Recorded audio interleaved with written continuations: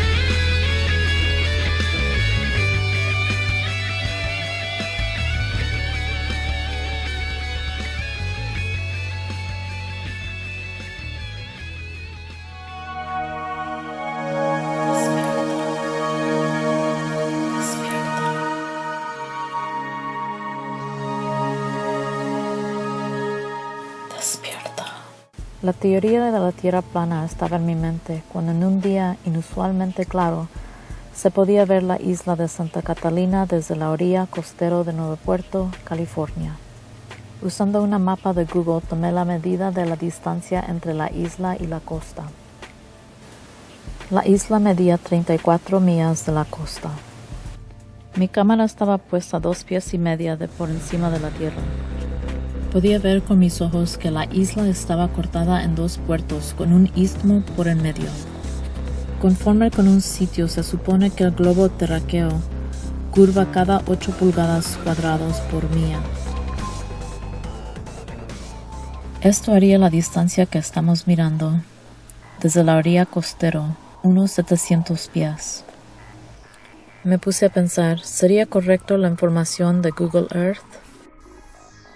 La estimación de elevación que vemos al lado izquierdo mide 1105 pies de altura.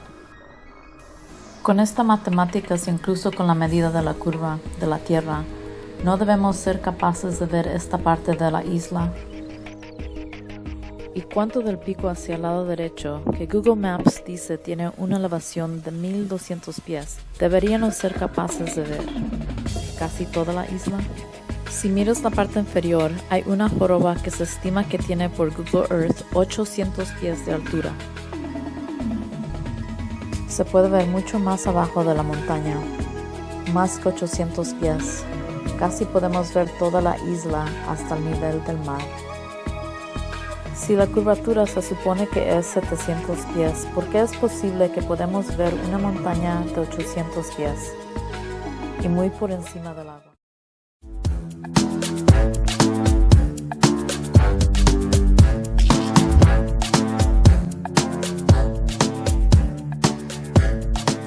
Greetings, people of cyberspace. Mid-space possibly too.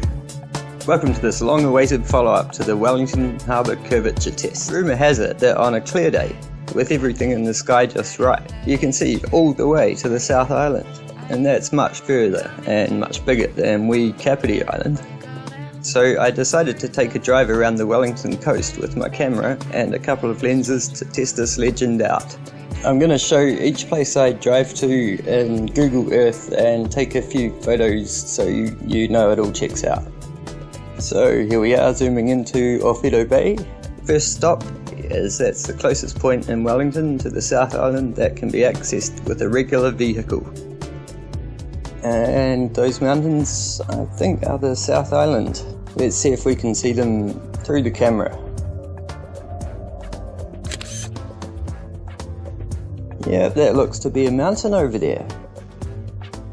And through my telephoto lens, my God, it's the South Island. It's a pretty big mountain, that one.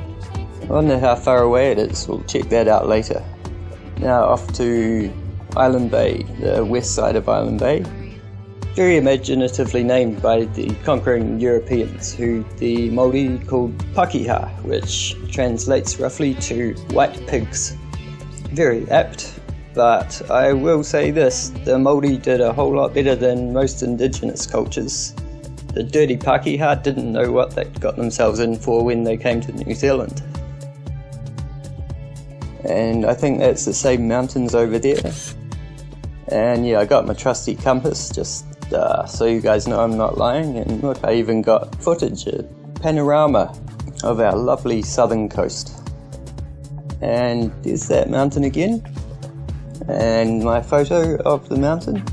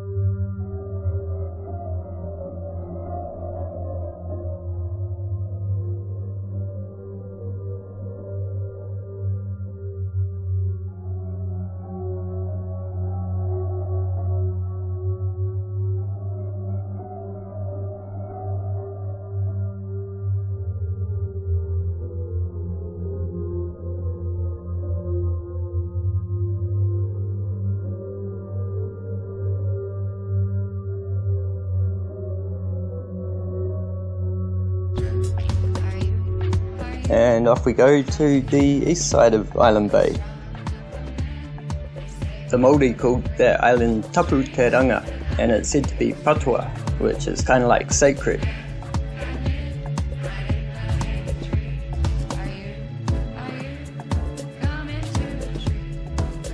Okay, that looks to be those same mountains again, and it's my picture of them. A scenic spot, Island Bay, and it's the ferry going to the South Island.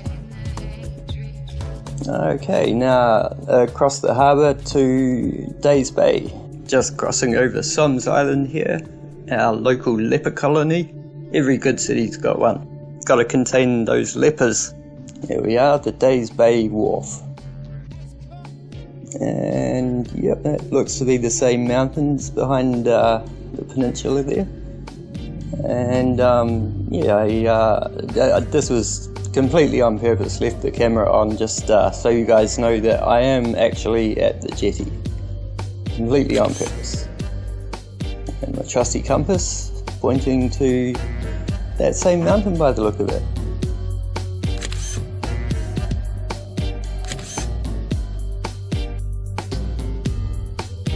Let's go check out these mountains. Okay, zooming out and over the South Island. They're a bit further away than I thought.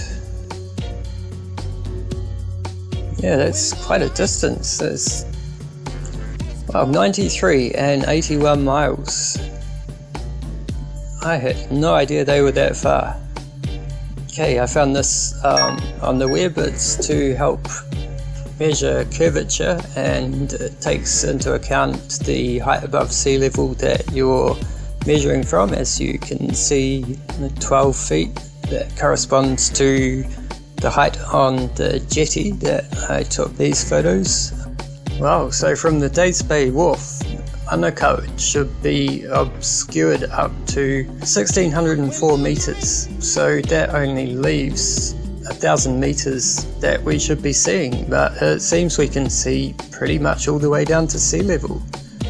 That's a whole mile which should be obscured by the horizon. I don't think we're seeing that. Let's go back to those first shots we took at Orfido Bay, because one of those has got a perfect profile, missing the mountain to the right a little bit, but we should be able to figure out what's what. Check this out. I'll end the video with this. Make up your own mind.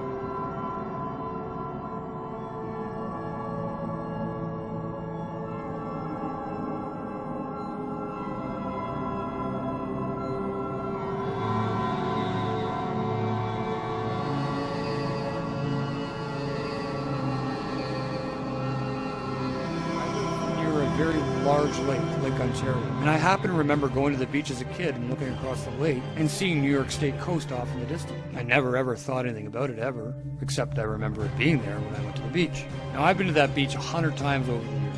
And once this topic gained more prominence in early 2015, the first video I saw explained the curvature of the Earth and what it's supposed to be in inches per mile. And it resonated with me because I remember that I could see clear across the lake to the other coast, something that broke all the sphere Earth rules.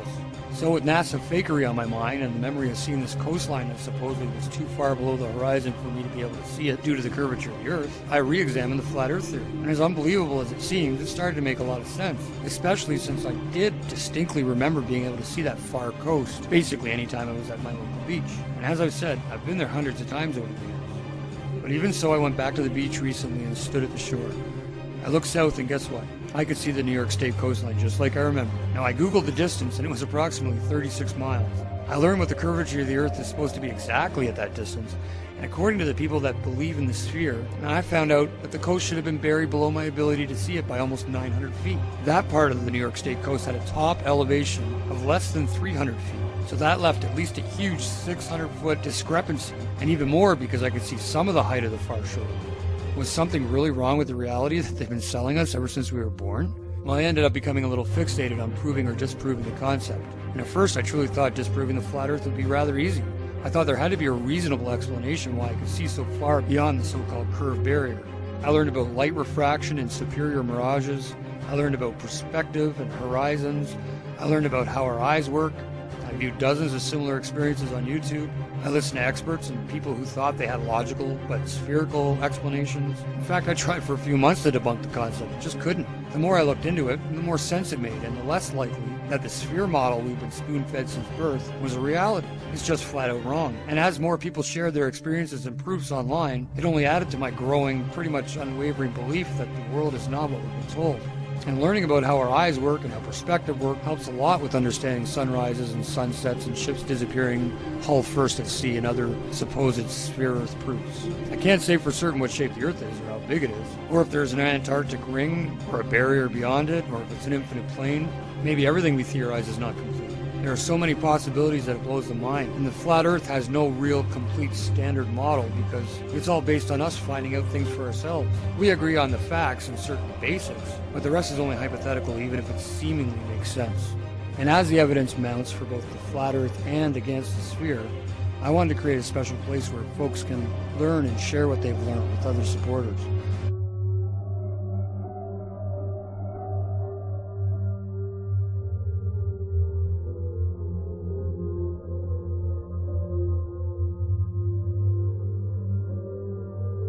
Differences of opinion are certainly going to come forth and should be expressed openly.